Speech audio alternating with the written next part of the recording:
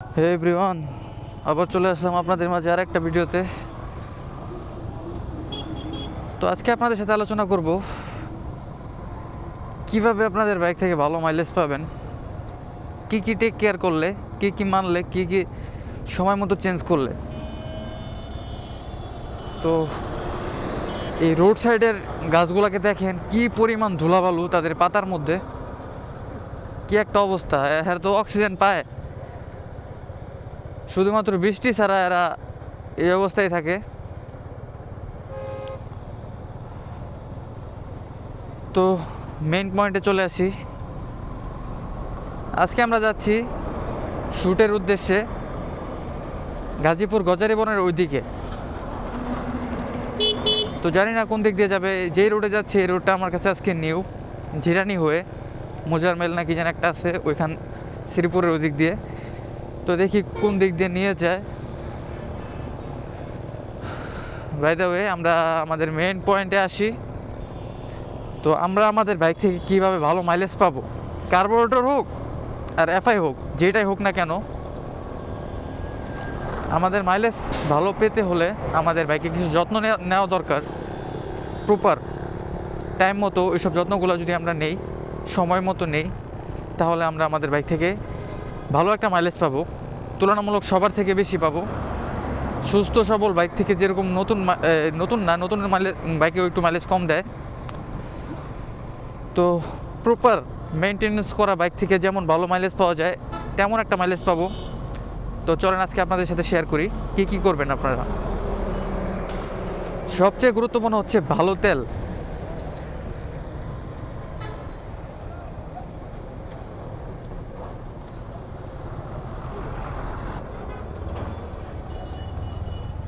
তো খুব রিস্কি একটা রোড পার করলাম।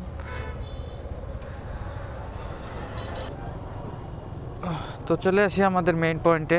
আমরা যে বিষয় নিয়ে আলোচনা করতেছিলাম আপনাদের সাথে, ওইটা হচ্ছে কি কি মানলে, কি কি যত্ন নিলে আপনাদের বাইক থেকে ভালো একটা মাইলেজ পাবেন। শুরুতেই আপনাকে যেটা মানতে হবে ওইটা হচ্ছে, যেটা নিতে হবে, যদি অকটেন ইউজ করেন, পেট্রোল ইউজ করেন, তো ভেজাল ছাড়া যেটা ওইটাই নিতে হবে, একদম অথেন্টিক যেটা ভালো। তো আপনাদের এলাকার আশেপাশে যে পাম্পে ভালো অকটেন পাওয়া যায় ওইটাই নেবেন, খোলা অকটেন থেকে দূরে থাকবেন। তো এখানে বিভিন্ন ধরনের ভেজাল করা হয়। যদি পরিচিত কেউ না থাকে, কোনো গ্যারেজ ট্যারেজ না থাকে যার মাধ্যমে অকটেন নেবেন, সে যদি ট্রাস্টেড হয় তাহলে তার থেকে নিতে পারেন। তো এক নম্বর তো এটা গেল। দুই নম্বরে আমাদের বাইকের টায়ার, চাকায় দুই চাকাতেই কোম্পানি যেই এই টায়ার প্রেশার দিতে বলেছে, তো ওইখান থেকে একটু বেশি রাখার চেষ্টা করবেন। কারণ কোম্পানি তো সিঙ্গেল চালানোর জন্য আমাদের বলে দেয়, আমাদের ওয়েট তো ওরা ওইরকমভাবে বলতে পারে না। আমরা এক এক ওয়েটের, আমরা এক একজন হচ্ছে এক ওয়েটের। তো কোম্পানি ওরকমভাবে, ওরা তো সবার ওয়েট ওরকমভাবে ডিটেক্ট করতে পারে না।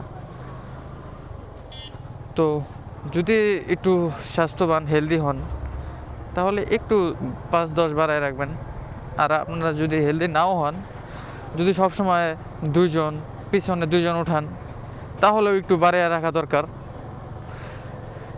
আবার বেশি বাড়ায় রাখলে আবার হচ্ছে আপনি যখন সিঙ্গেল চালাবেন তখন দেখবেন বাইকটা লাফাইতেছে। তো টায়ার প্রেশার পর্যাপ্ত পরিমাণ রাখবেন। ওই কোম্পানি যেটা বলছে ওটা থেকে নিচে নামা যাবে না, ওটা থেকে একটু উপরে ওঠা গেলেও যেতে পারে, কিন্তু নিচে নামা যাবে না, ভুলেও যাবে না ওটা নিচে নামা। আবার আরেকটা, টায়ার প্রেশার যদি বেশি থাকে একটা অসুবিধা হচ্ছে ব্রেকিংটা ভালো পাবেন না, ব্রেক করতে একটু ঝামেলা হবে, ব্রেকিং কনফিডেন্স কম পাবেন টায়ার প্রেশার যদি বেশি থাকে।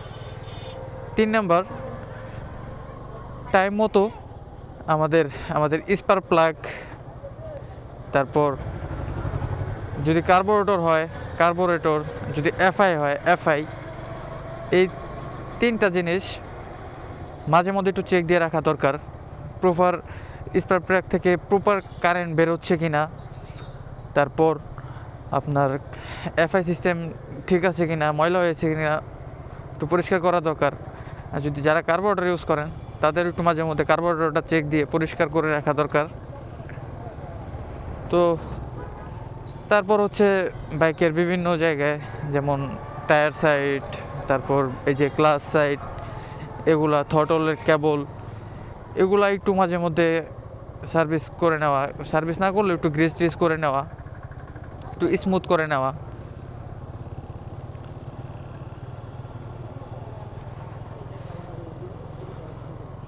তো এদিকে আজকে ফার্স্ট আসা, তুলনামূলক এলাকাটা সুন্দর আছে, একটু গ্রামাঞ্চলের মতো।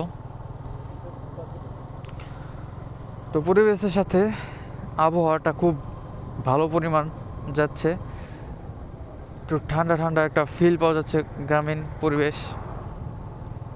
তো এদিকে আমি মনে হয় আসছিলাম এর আগেও একবার, মনে হইতেছে, কিন্তু কবে কিভাবে কখন এটা খেয়াল আসতেছে না।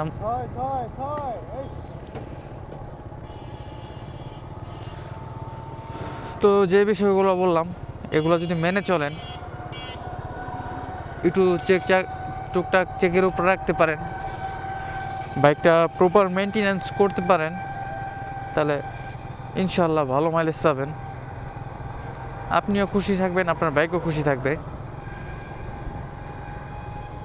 তো চেষ্টা করবেন সবসময় অবহেলা করবেন না বাইকটাকে, চেষ্টা করবেন যতটুকু সম্ভব সামর্থ্যের মধ্যে বাইকটা মেনটেনেন্স করার।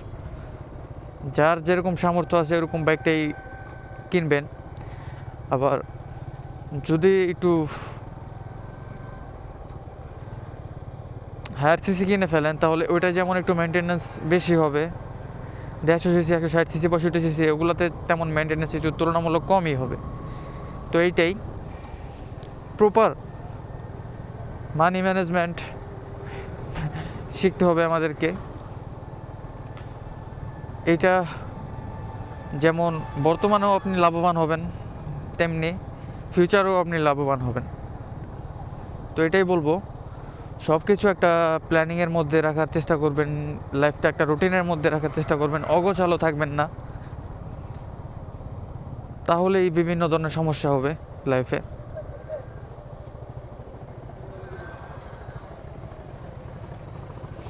তো দেখতে দেখতে চলে আসলাম খারাপ রোডের মধ্যে। এতক্ষণ ভালো রোড ছিল, এখন যতটুকু দেখতে পাচ্ছি সামনে সব তো এরকম ভাঙাই, উঁচা নিচা বাঁকা তারা রোড। মেবি সামনে আবার ভালো রোড পাবো। তো এরকম এই যে এরকম রোডে চালালে বাইকের যেমন ক্ষতি হয়, তো বাইকার্সদেরও অনেক রিস্ক পড়ে, যে অ্যাক্সিডেন্টের মাধ্যমে বিভিন্ন ধরনের সমস্যা হতে পারে। তো রোডটা এখন আমি চিনলাম, এটা হচ্ছে কাশিমপুর মনপুরা পার্কের লতিফপুরের রোড। তো এখান দিয়ে গজারি বন বেশি দূরে না, কাছেই। তো চলেন যাই, এখানে ভিউটা অসাধারণ। তো অনেক কথা বললাম, যদি কোনো ভুল ত্রুটি থাকে ক্ষমা দৃষ্টিতে দেখবেন, সাপোর্ট করবেন, চ্যানেলটা সাবস্ক্রাইব করবেন। আমরা সবাই ভাই ব্রাদারের মতো থাকবো, ফ্যামিলি মেম্বার হয়ে থাকবো। মাঝে মধ্যে দেখা সাক্ষাৎ হবে, মিট আপ হবে। আমি মাঝে মধ্যে বোরিং ফিল হলে আমি ব্লগিং শুরু করে দিই, তখন একটু ভালো লাগে আপনাদের সাথে যখন কথা বলি।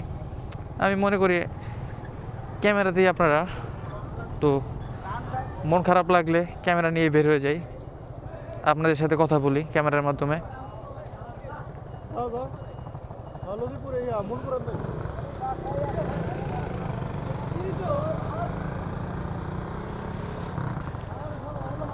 তো চলে আসলাম মনপুরা রোডে। তো ব্লগটা মেবি অনেক বড় হয়ে গেছে, 10 মিনিট প্লাস।